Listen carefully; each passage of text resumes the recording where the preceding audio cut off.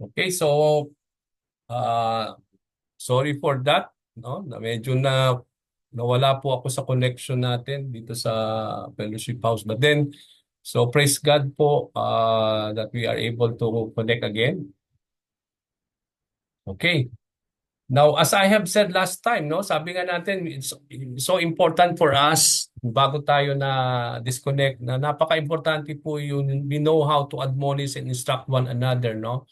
Sabi nga natin, yung ating pong karunungan ay ginagamit natin to build up one another, no? To encourage one another, to admonish, sabi nga natin, to motivate one another. At sabi nga natin, yung dahil pinuno tayo ng Panginoon ng kabutihan, tayo ay binigyan ng Panginoon ng kakayahan, sabi nga natin, ng karunungan upang magamit sa paglaganap ng pagmamahal at the same time to edify and to build up the body of the Lord. Kaya napaka-importante po mga kapatid na we know how to instruct one another. Okay?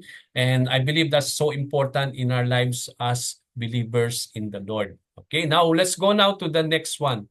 Okay, sabi dito, greet one another with a holy kiss. All churches of Christ send greetings.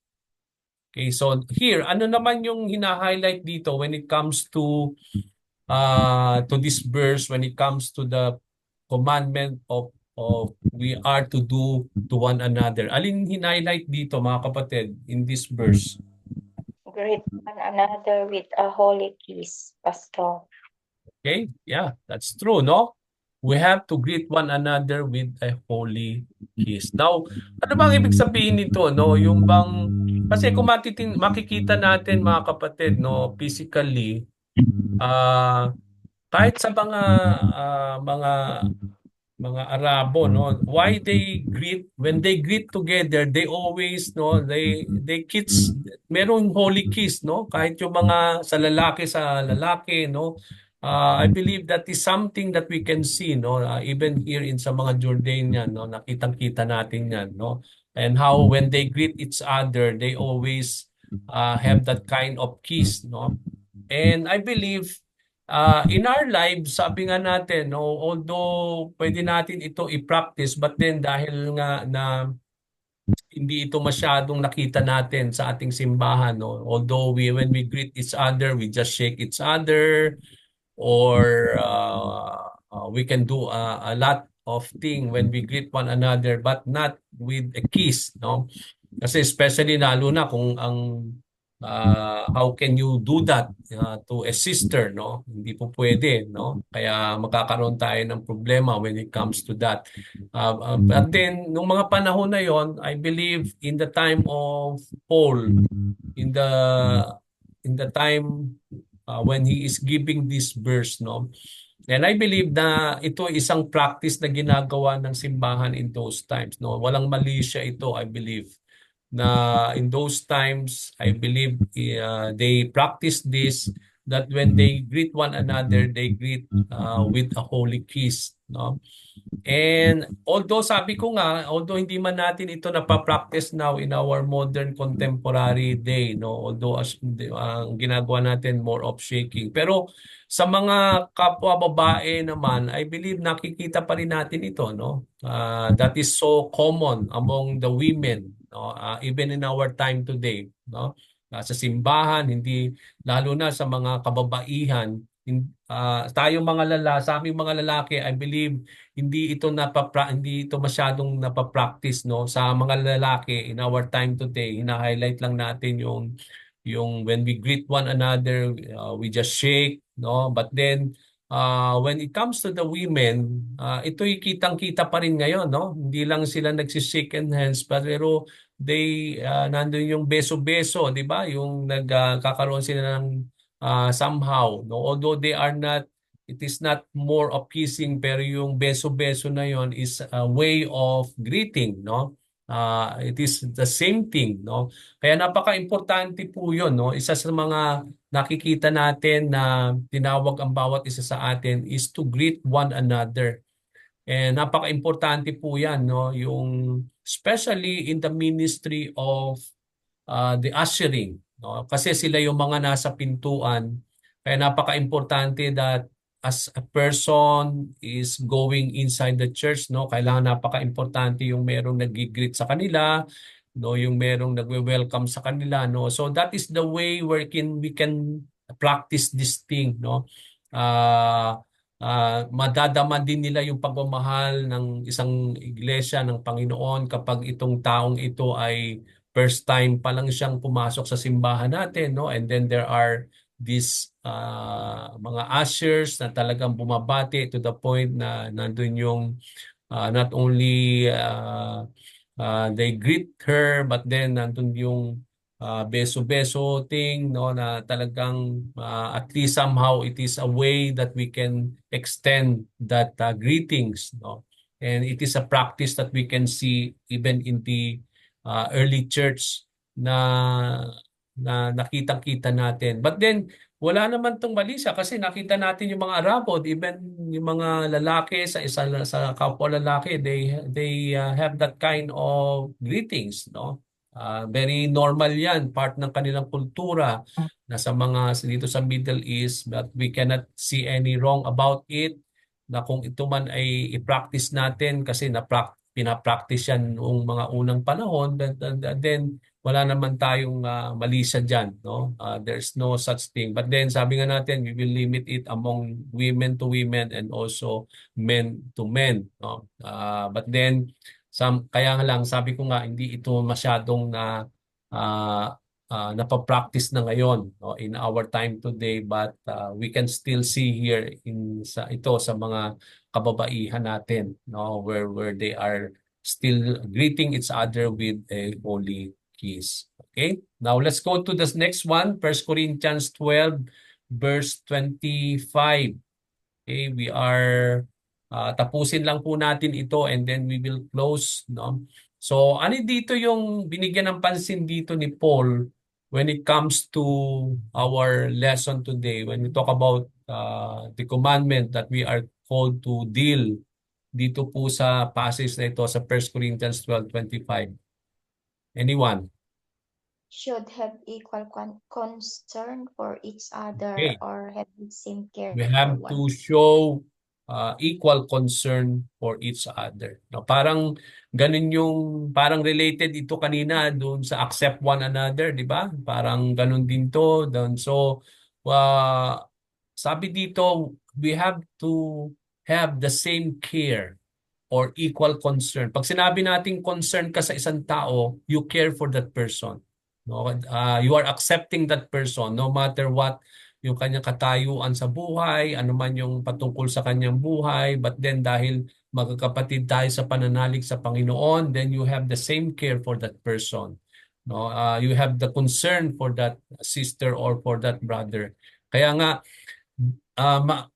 napaka-importante ito mga kapatid, itong concern natin sa isa't isa, yung equal concern natin sa isa't isa, yung pagpapahalaga natin, yung ating caring sa one another. Kasi sinabi dito sa 1 Corinthians 12:25 mga kapatid, so that there should be no division in the body.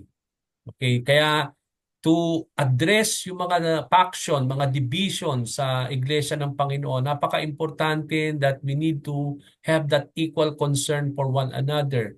Na lahat daw ng parte ng katawan ni Kristo should have equal concern for one another. Pag sinabi nating equal concern, pinapahalagahan mo siya.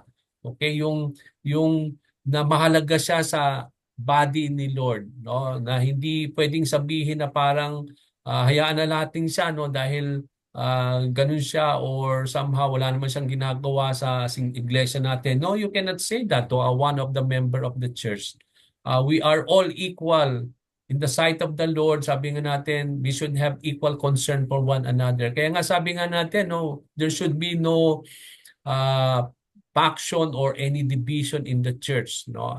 Dapat buo ang katawan ni Kristo, and for that body to be edified, no, for that body to be whole, napaka-importante dito yung lahat ng parte ng katawan ng Panginoon have equal concern for one another, that we need to care for one another. Pinapahalagahan po natin ang isa't isa na kapag itong kapatid na ito hindi nakapagsimba, no? Inaalam natin kung bakit hindi siya nakapag-church, no? Hinahanap natin sila. That's the way that we have concern for that person. No, yung hindi lang yung hinahanap mo dahil ka-vibes mo siya or talagang body-body mo siya sa simbahan. Kaya kapag wala siya doon, inaalam mo lagi o binibigyan mo siya ng concern lagi, no? But then hindi po lang yan sa mga ka-body-body lang ninyo o yung mga talagang close sa inyo. But then uh, in the body of the Lord, this should be a practice, no? Sabi dito ni Mads, kaso minsan pastor, ganun po nangyayari, kaya minsan nakakalungkot. Yeah, that's very true. Okay?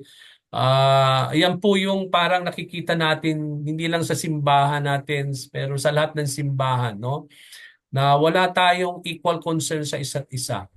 And I believe it is something that we need to still to deal with the Lord, no? Kailangan natin talaga na hayaan ng Panginoon na i-mold pa tayo sa area na ito ng ating buhay, no? Sa relasyon natin sa isa't isa. Hindi natin to talaga nakikita pa na totally na pa-practice natin sa simbahan, no? And kitang-kita po 'yan sa sa mga nangyayari po sa ating simbahan, no? So, I believe but then ang kagandahan nito mga kapatid, we are all in the making pa. We are still being molded by the Lord. Hinuhubog pa po ang bawat isa sa atin, kaya that explain mga kapatid na meron pa rin tayong mga kahinaan, no? Meron pa rin tayong mga bagay na talagang nagiging sanhi upang hindi mabuo ang simbahan ng Panginoon. So dito sa sinabi ni Seni, kaya lang pastor, pag kinukumusta ba't hindi nakapagsimba, sabihin bakit pinakikialaman ang buhay nila.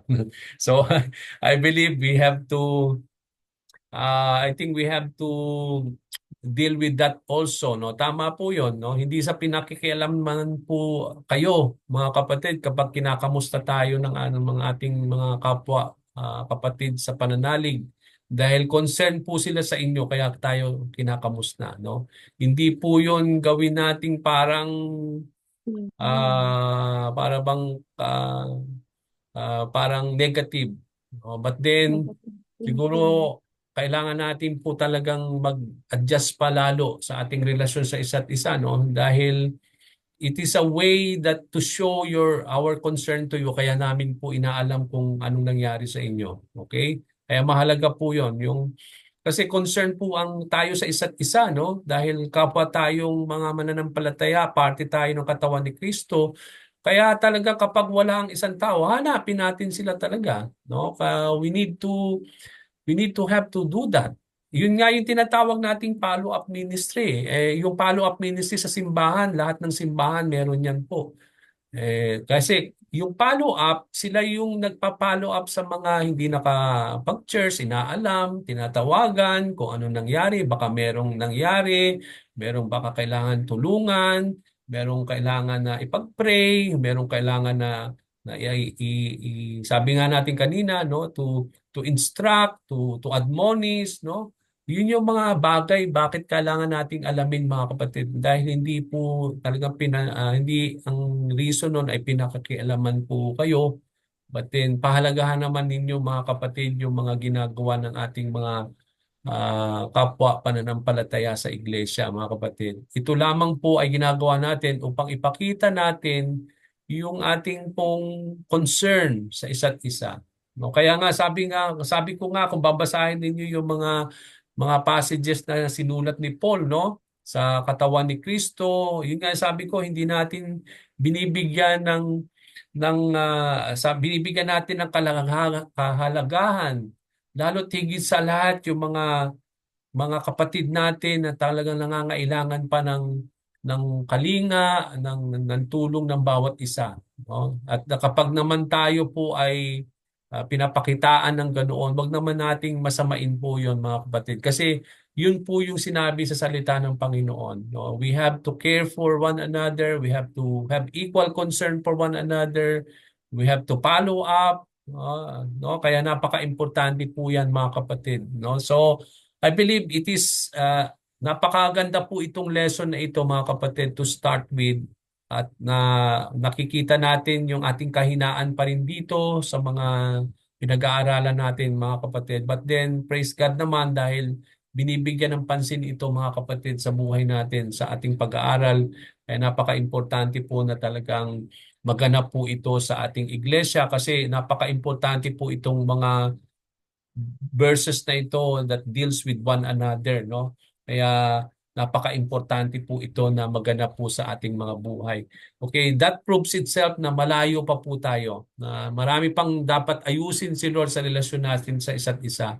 But then, ang maganda naman doon, magpasakop lang po tayo mga kapatid. No? Huwag nating ituring na ang sarili mo ay magaling or na lagi mong isineseparate ang sarili mo. But then, I believe this is the time now that we need to remove that. Na talagang ang dalangin ko ay talagang mademolish po yung mga barrier na ganyan sa buhay natin, mga kapatid. Kasi hindi mo mabubuo ang simbahan kapag hindi tayo magpapa sa ilalim sa Panginoon at hayaan natin ang Panginoon na tanggalin itong mga bagay na ito na pumipigil po upang mabuo ang simbahan, lalo tigit sa lahat sa relasyon natin sa isa't isa. Okay, so from here, we will stop na po muna and then we will just continue this next week.